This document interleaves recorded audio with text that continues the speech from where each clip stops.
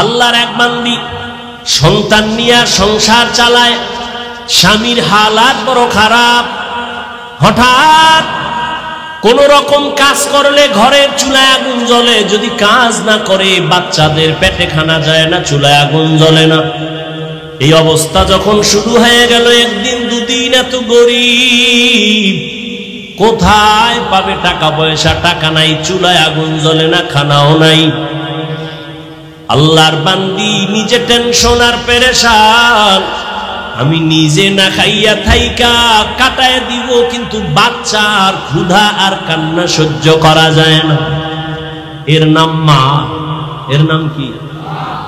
এর যুবক, যার মা নাই তাকে জিজ্ঞাসা কর মা কেমন। যার বাবা নাই তাকে জিজ্ঞাসা করো বাবা কেমন, রত্ন কেমন, সম্পদ। একটা যুবক ছেলে ঈদের দিন নামাজ পড়িয়া কবরের কিনারায় দাঁড়ায় কাঁদতেছে। জিজ্ঞাসা করা হলো, ভাই আজ ঈদের আনন্দে সবাই বাড়ি যায়, তুমি কেন কবরের কাছে দাঁড়ায় কাঁদো? যুবক বলে, আমার কপাল বড় খারাপ। গত ঈদের নামাজে আমার আব্বাজানকে আমি পাশে দাঁড়া করায়া নামাজ পড়েছিলাম। ঈদের নামাজে যখন বের হইলাম, আমার আম্মু আমার মাথায় হাত দিয়া বড় দোয়া করেছিলেন। আজ আমি যখন নামাজে বের হইলাম, হঠাৎ মনে পড়ে গেল আমার মাথায় কে হাত বুলায় দিবে। মায়ের বিছানা পড়ে আছে, বিছানায় আম্মাজান নাই, আমার আব্বা নাই, আমার পাশে আজকে দাঁড়ায় নামাজ পড়বে। ইখলাস কে আমাল ये जन्नत के हमरा, परहेज के मकासद है जो तक़वा से हासिल मांद, परहेज के मकासद है जो तक़वा से हासिल मांद।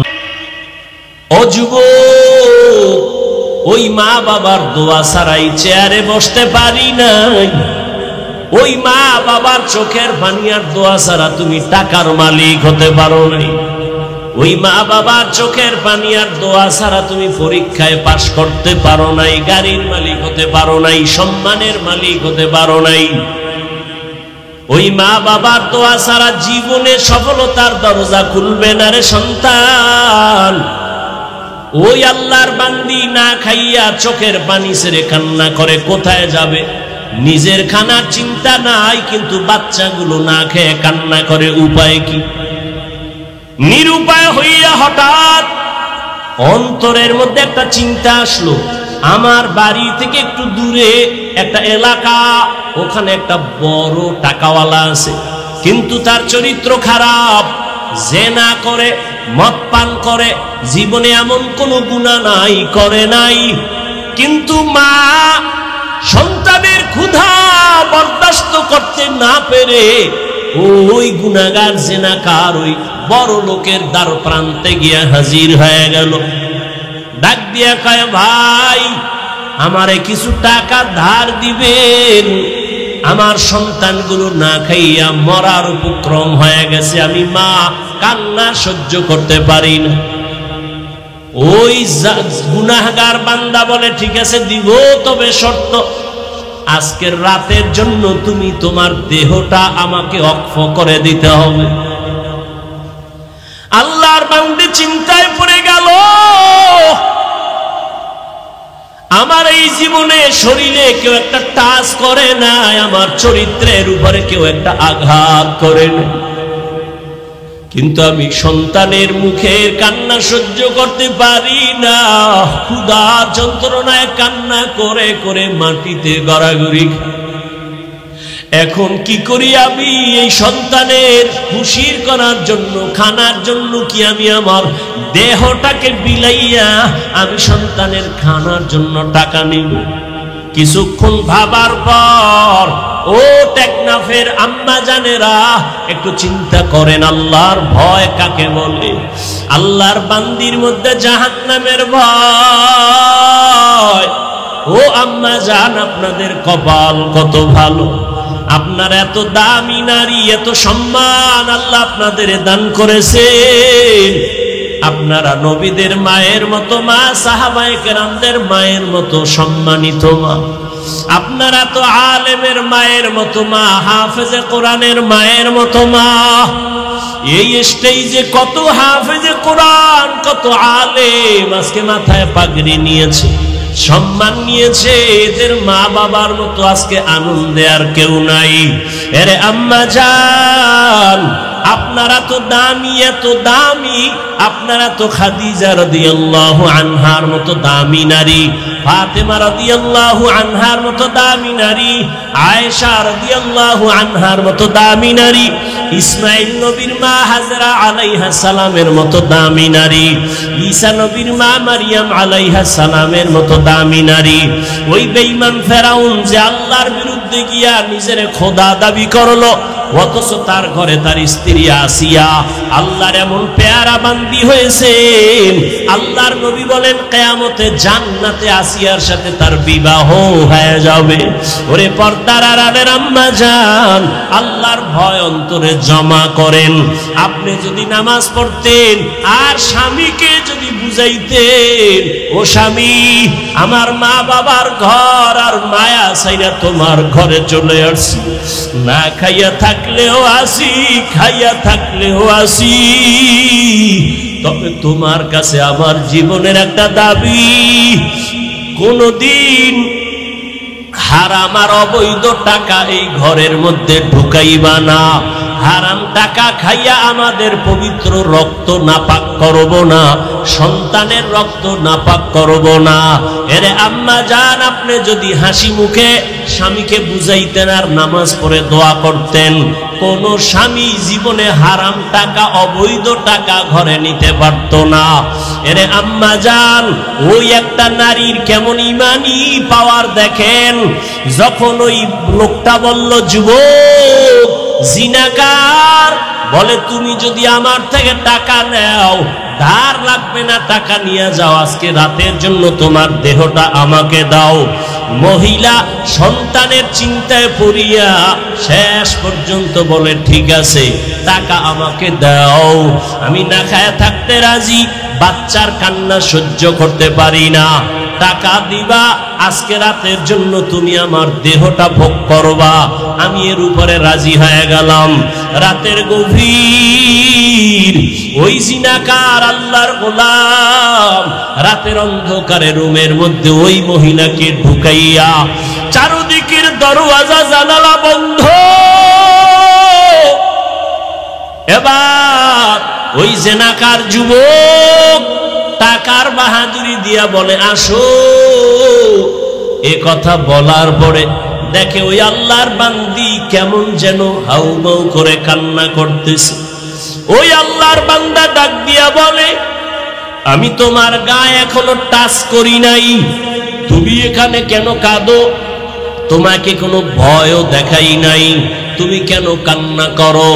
মহিলা কান্না করে কয়, ভাই, আমার এই জীবনে কোনোদিন গুনার আসর লাগে নাই, আমার শরীরের মধ্যে কোনো বেগানার টাচ লাগে নাই, আমি একটা সতীসাধ্বী নারী, তুমি দরওয়াজা জানালা বন্ধ করে দিয়েছো, এখানে কেউ নাই, কিন্তু আমি যেই মালিকের গোলাম, ওই মালিকের তো ফাঁকি দেওয়ার উপায় নাই, ওই আল্লাহ তো আমার দিকে তাকায় আছে। এই ভাবি আমি কাঁদতেছি, আমি আমার মালিকের আদালতে কেমনে দাঁড়ায়া জবাব দেব? আমার এই গুনার কারণে আমি আমার চেহারাটা মালিকের কেমনে দেখাবো? ওই মালিকের আদালতে আমি গুনার চেহারা নিয়ে কেমনে দাঁড়াবো? আমার অন্তরে ভয়। সাথে সাথে মহিলার এই কথাগুলো ওই জিনাকারের কলমের মধ্যে এমন দাগ কাটলো আর ধাক্কা দিল। যুবক ডাক দিয়া বলে, রে আল্লাহর বান্দি, জীবনে কোনো বেগানা তোমার শরীরে টাচ করে নাই, মাত্র আমি তোমাকে আজ রুমের মধ্যে আবদ্ধ করে নিলাম, এখনো টাচ করি নাই, একজনার ভয়ে যদি তুমি এত কান্না করো, তাহলে আমি জীবনে তো কত বেগানার চেহারা দিয়ে তাকাইছি, এ জীবনে কত জিনা করেছি, কত গুনাহ করেছি, আমার তো কান্না করে করে মরিয়া যাওয়া দরকার। এই কথা বইলা বলে তুমি যাও যাও, আমি আর তোমার শরীরে কোনো টাচ করব না, টাকাগুলো তোমাকে হাদিয়া দিলাম, আমাকে আর টাকা ফেরত দেওয়া লাগবে না, তাড়াতাড়ি বাচ্চার মুখে খানা দাও, আমার দরবারে আর থাকার প্রয়োজন নাই। মহিলারে বাইর করিয়া দিয়া ওই বান্দা এমন ভাবে আমার মালিকের দরবারে মাথা নত করে ফেলল। একজন আল্লাহর ওলির মাধ্যমে তওবা করিয়া নামাজ ধরে ফেলল। এমন তওবা এখন যেন বান্দার চোখের পানি আর কখনো শুকায় না, শুধু কান্নার আওয়াজ আর কান্নার আওয়াজ। আর আফসোস করে, ও মালিক, আমারে তুমি কি ক্ষমা করবা? আমি কি তোমার আদালতে কেমনে দাঁড়াবো? দুনিয়া রং তামাশায় পড়ে গুনাহ করেছি, জাহান্নামের চিন্তাও করি নাই। ও আল্লাহ, তুমি মাফ করে দাও, জীবনে আর কোনোদিন গুনার কাছেও যাব না। আল্লাহর বান্দা তওবা করিয়া এক একভাবে কান্না করে করে এক পর্যায়ে ইবাদতের মধ্যে মশগুল হইয়া এক পর্যায়ে আল্লাহর বান্দার হায়াত শেষের দিকে দুনিয়া থেকে বিদায়ের সময় কান্নার আওয়াজ এলাকার সবাই জানে বড় গুনাহগার, জিনাকার। এক পর্যায়ে বান্দা দুনিয়া থেকে চলিয়া গেল।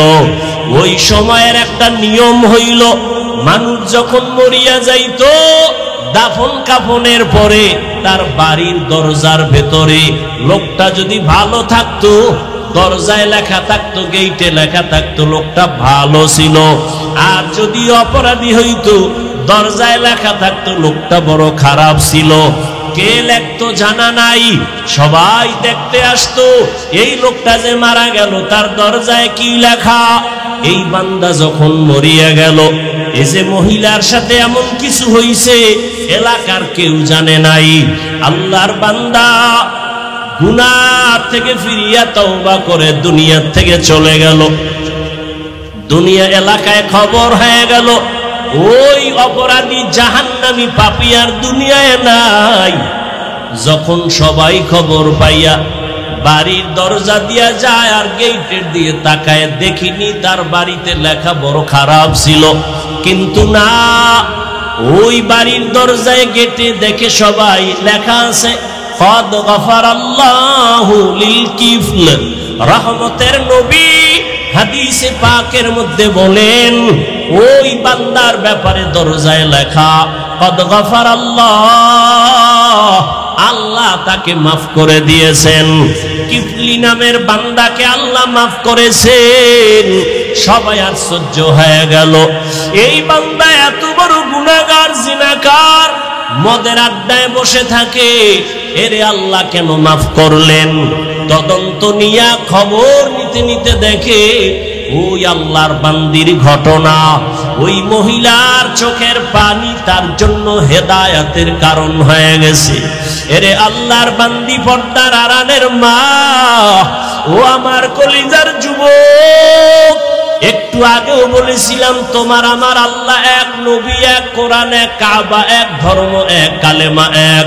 তুমি আমি দুনিয়াতে আসছি, সিস্টেম এক, বিদায় বেলা কাফন হবে তিনটা, তাও এক, কালার হবে এক, কবরের সাইজও হবে এক, কবরের প্রশ্ন তিনটা হবে তাও এক। ও আল্লাহর বান্দারা, যদি জবাব দিতে পারে, নবী বলেন তার কবর হবে রওজাতুম মির রিয়াজিল জান্নাহ। আর যারা জবাব দিতে পারবে না, তাদের কবর হবে হুফরাতুম মিন হুফারিন নার। ওই জবাব কবরে কে দিতে পারবে, কে পারবে না, কারো জানাও নাই। এই জন্যই তো সাহাবায়ে কেরাম আজীবন কান্না করেছেন। জান্নাতের টিকিট নিয়াও আবু বকরের কান্নার আওয়াজ, জান্নাতের সুসংবাদ পাইয়াও ওমরে ফারুকের কান্নার আওয়াজ।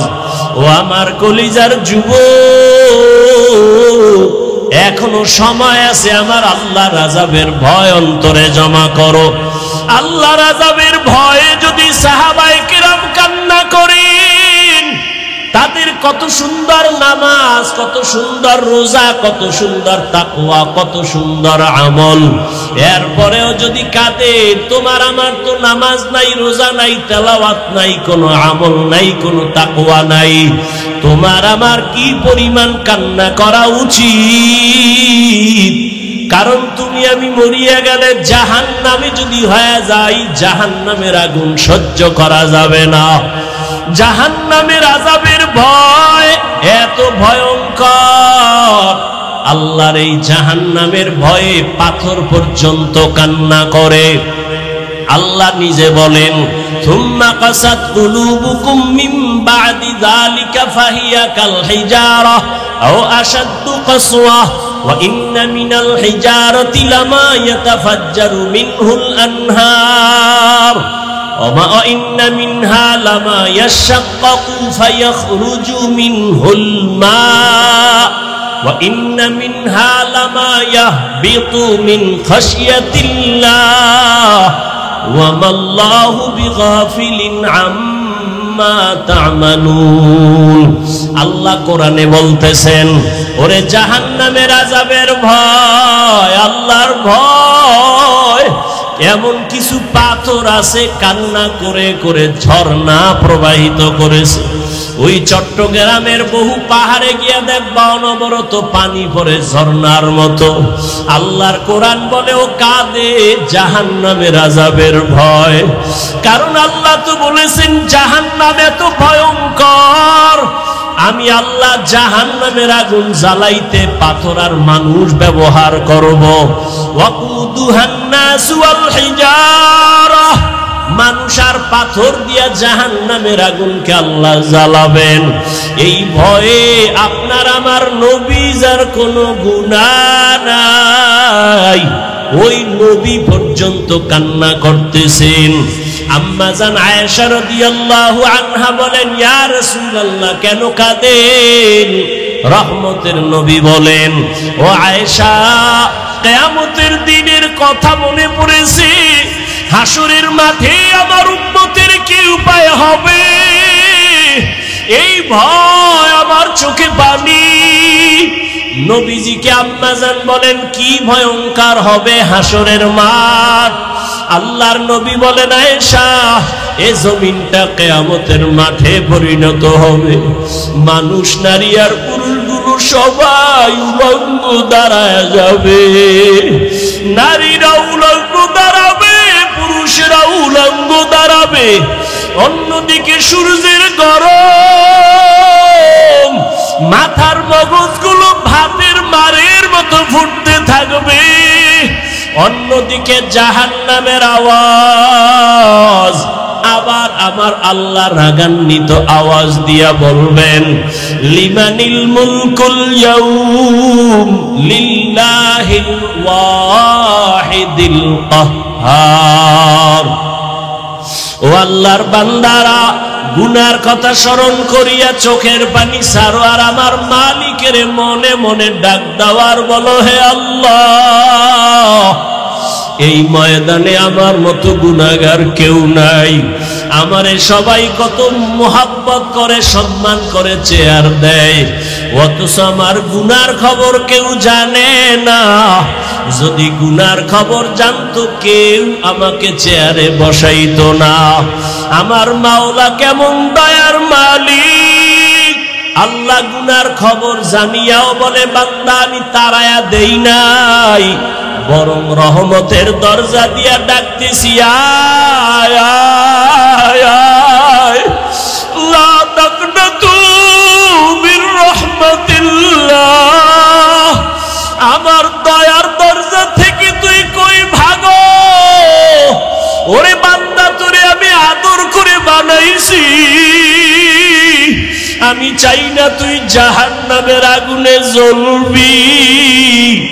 আমার রহমতের দরজার দিকে ফিরিয়া আয়। ওরে আমার দরজা ছাড়িয়া তুই যেদিকেই যাবি জাহান্নাম ছাড়া কিছুই না। ওরে আল্লাহর নবী বলেন, ও আয়েশা, আমার আল্লাহ যখন কুদরতি আওয়াজটা রাগান্বিত অবস্থায় দিবেন, আজকের দিনের রাজত্ব কার? হাসুরের ময়দানটা থরথর করে কেঁপে উঠবে, মানুষগুলো পাগলের মতো হয়ে যাবে। নবীদের কোনো গুনাহ নাই, তারাও কান্না শুরু করবেন। ও আল্লাহর বান্দারা, জাহান্নামের আযাবের ভয় পাথর পর্যন্ত কাঁদে, টপ টপ করে পানি পড়ে, ঝর্ণার মতো পানি ঝরে। আল্লাহর আযাবের ভয় কিছু পাথর পর্যন্ত ভয়ে ফাটিয়া যায়। পাথরের থেকেও কি তোমার কলবটা বড় শক্ত? তোমার অন্তরে কেন নরম হয় না? তোমার কলব ফেটে কেন চোখে পানি আসে না? আসলে শয়তান তোমাকে দখল করেছে। এত বড় মজমা আশিকিন জাকিরিনরা বসে আছেন, ওলামায়ে কেরাম কত সাদা দাড়িওয়ালা আল্লাহর গোলাম, এই ময়দানে দেখুনি এক ফোঁটা চোখের পানি আসে। ওরে মা বাবার দোয়া নিয়ে সামনে আগাও, মুরব্বীদের দোয়া নাও, কান্না না আসলে কান্নার চেষ্টা করো। মা বাবার দোয়া নিয়ে আগাও, যার চোখে পানি পারলে তার থেকে দোয়া নাও। চোখের পানি ছাড়া জাহান্নামের আগুন ঠান্ডা করা যাবে না। মায়ার নবী বলেন, ও আয়েশা, মুসা নবী কাঁদবেন, নিজের চিন্তায় উম্মতের ভুলিয়া যাবেন। উম্মতেরা পাগলের মতো দৌড়াবে। একবার যাবে আদম নবীর কাছে, নবী বলবেন আমি আর সুপারিশ করতে পারবো না। আবার যাবেন ঈসা নবীর কাছে, মুসা নবীর কাছে, ইব্রাহিম নবীর কাছে।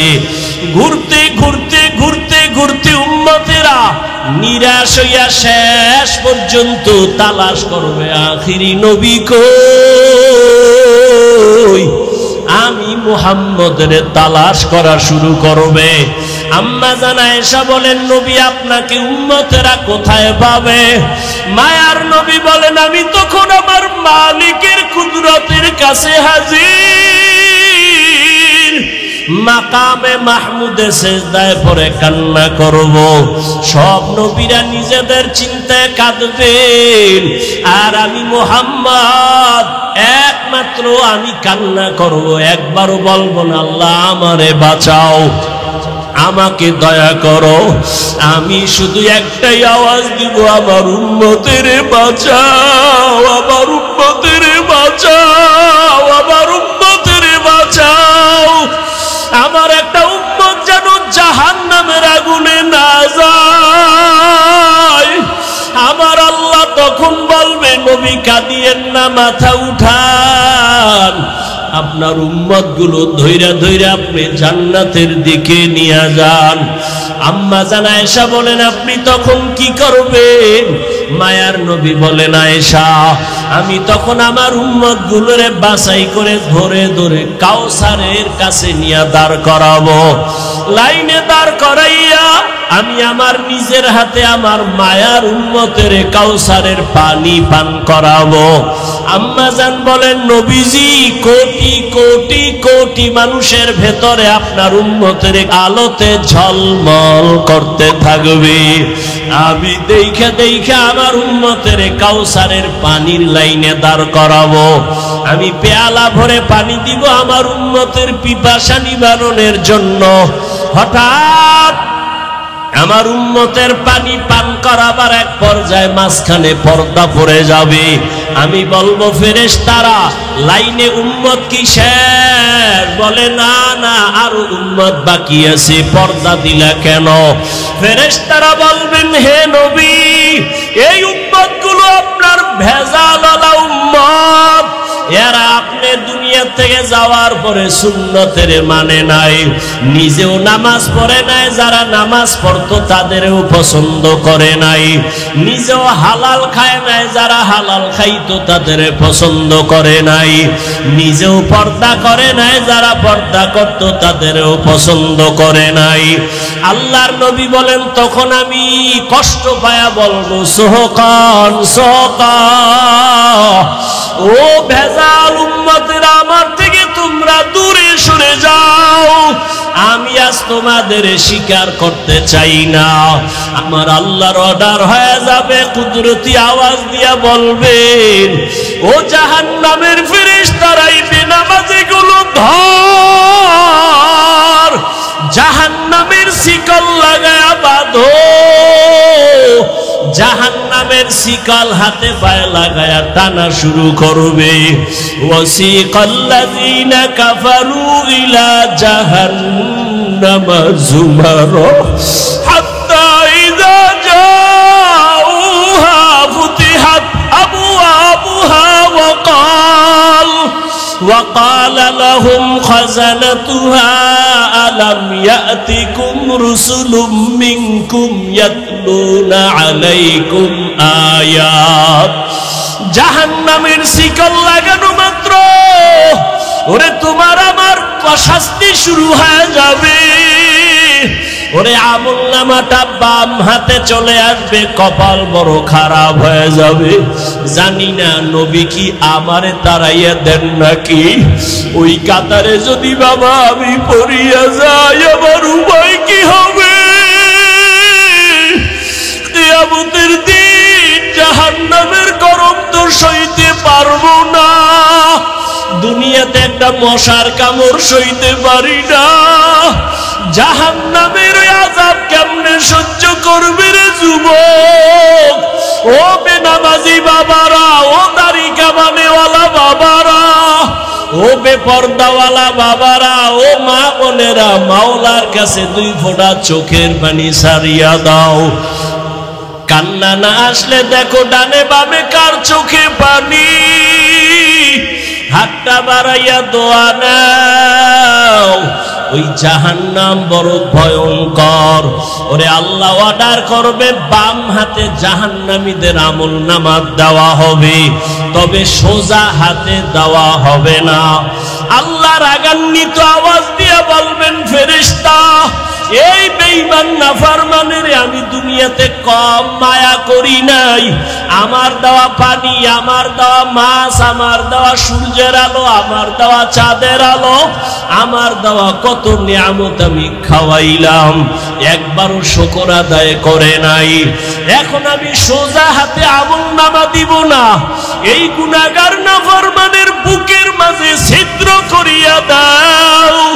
ছিদ্র করে বাম হাতটা ঢুকাইয়া পিঠের থেকে হাত বের করো। পিঠের থেকে ফেরেশতারা হাতটা বের করবেন। আল্লাহ আমলনামাটা দিয়া বলবেন, ইকরা কিতাবাকা কাফা বিনাফসিকাল ইয়াউমা আলাইকা হাসিবা।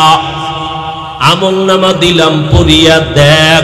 ফেরেশতারা বলবেন, আল্লাহ, বান্দার আমলনামা পিছনের হাতে পিঠের ভেতর দিয়া হাত বের করে পেছনে আমলনামা পড়বে কেমনে? চোখ তো সামনে, চেহারাটাও সামনে। আল্লাহ আবার রাগান্বিত হয়ে বলবে, ও ফেরেশতা, এই নাফরমানের ঘাটটা ধরিয়া মোচড় দিয়া পেছনে ফিরাইয়া দাও। ফেরেশতারা ঘাট ধরে মোচড় দিবে। ও আল্লাহর বান্দারা, আবার মাওলার কোরআনের কি মিথ্যা মনে করেছো? আমার নবীর কথা কি মিথ্যা মনে করেছো? ওরে আল্লাহর আযাবের ভয়ে যদি নবীর চোখে পানি, জাহান্নামের ভয়ে যদি সাহাবায়ে কেরামের চোখে পানি আসে, তোমার আমার কপাল এত কেন খারাপ? এই দুনিয়ায় মনে হয় আমার মতো গুনাহগার আর কেউ নাই। ওরে মালিক রে, ডাক দিয়া বলো, হে মালিক, আমার চোখে কেন পানি নাই? গুনার কারণে আমার হাত না পাক, আমার চোখ না পাক, আমার জিহ্বা না পাক, অন্তর না পাক।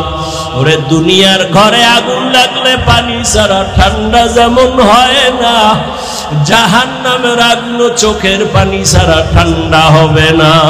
ও আল্লাহর বান্দারা, ওই মা বাবার দোয়া দিয়া দিলটারে নরম বানাইও। ওই মা বাবার বরদোয়া যদি লাগিয়া যায়, জীবনটা তোমার ধ্বংস হয়ে যাবে। মা বাবা জীবনভর কান্না করে করে কষ্ট করে তোমাকে আমাকে মানুষ বানাইছেন। কত বাবা গরিবী হালাতে নিজেরে মানুষ বানাইছেন, এত গরিবী অবস্থায় চলতেন। কত মা এত গরিব, মনে চাইতো ফল খাবে, টাকার অভাবে আর খাইতে পারে নাই। অনেক বাবারা ইলিশ মাছ দিয়া খানা খাইতে চাইতো, টাকার অভাবে কিনতে পারে নাই, খেতে পারে নাই। আজ তোমার ঘরে কত মাছ আর কত ফল, চাইলেও তুমি আর ফল খাওয়াইতে মা বাবারে পারবা না, কারণ তারা সাদা কাফনের প্যাকেট হয়ে কবরে পড়ে আছে। ওই মা বাবারে ফল আর মাছ যদিও তুমি দিতে পারবা না, তবে আমি বিনয়ের সাথে বলি 2 ফোঁটা চোখের পানি পাঠাইয়া দাও। ওই মা বাবার জন্য 2 ফোঁটা চোখের পানি সারিয়া দোয়া করো। ওই মা বাবার অবদান জীবনে কোনো দিন শোধ করা যাবে না। ও যুবক, ঘরে যাইয়া মায়ের হাত ধরিয়া দোয়া চাইও আর বলিও, মা আমি তোমারে জীবনে কত কষ্ট দিয়েছি, আজকে ময়দানে কত যুবকেরা কাঁদলো, আমার চোখে পানি নাই, গুনার কারণে বুঝি আল্লাহ বেজার হয়ে গেছে। মা তুমি আমার মাথায় একটু হাত দিয়া দোয়া করে দাও, আমি আর কোনোদিন বেয়াদবি করব না। যদি মাকে বলতে পারো, দেখবা মায়ের চোখে পানি চলে আসবে। মা ডাক দিয়া বলবে, বাবা আয় আয়, মাথায় হাত দিয়া বলবে, আরশে আজিমের মালিক, আমার কলিজার সন্তানটারে তুমি কবুল করিয়া নাও। ওই মা বাবার দোয়া থাকলে নাও, তাড়াতাড়ি দোয়া নাও রে যুবক। এই রত্ন হারাইয়া গেলে আর কান্না করিয়াও পাইবা না। ওই মা বাবার দোয়া নাও, উলামায়ে কেরামের দোয়া নাও, আর পেছনের গুনাহ থেকে তওবা করো। মরিয়া গেলে যাব, আর কোনোদিন দাড়ি কাটবো না, বেপরদায় চলবো না, নামাজ ছাড়বো না, মা বাবারে কষ্ট দিব না, উলামায়ে কেরামের সাথে বেয়াদবি করব না, মুরব্বী শিক্ষকদের দোয়া নিয়ে চলবো, নবীর তরিকা মেনে চলবো। তওবা করার মতো যদি কারো অন্তরে নিয়ত হয়, মুনাফিকি যদি না থাকে, খাঁটি তওবার নিয়ত যাদের আছে, 2 হাত আল্লাহকে দেখাইয়া দাও। ও আল্লাহ, কুদরতের নজর দিয়ে তাকাইয়া দেখেন, আপনার গোলামরা তওবার নিয়ত করেছে, কারো হাত খালি ফিরাইয়া দিয়েন না রে আল্লাহ। আমার কলিজার যুবকের আপনি হেদায়াতের নূর দিয়া কবুল করেন, পর্দার আড়ালের মা বোনদের কবুল করে নেন। আয় আল্লাহ, আমার মুরব্বীদেরকে কবুল করে নেন। একটা সন্তান যুবকেরও খালি ফিরাইয়া দিয়েন না, 5 ওয়াক্ত নামাজি বানায়া দেন। আমাদের তওবা কবুল করে নেন, তওবার উপরে মজবুত হইয়া চলার তৌফিক আমাদের দান করেন, আমিন। ওয়া আম্মা মান খাফা মাকামা রাব্বিহি ওয়া নাহান নাফসা আনিল হাওয়া ফাইন্নাল জান্নাতা হিয়াল মাওয়া। আল্লাহর আদালতে দাঁড়াইয়া হিসাব দেওয়ার ভয়, যারা গুনাহ থেকে তওবা করে নিজেকে বাঁচাবে, আল্লাহ তাকে জান্নাতুল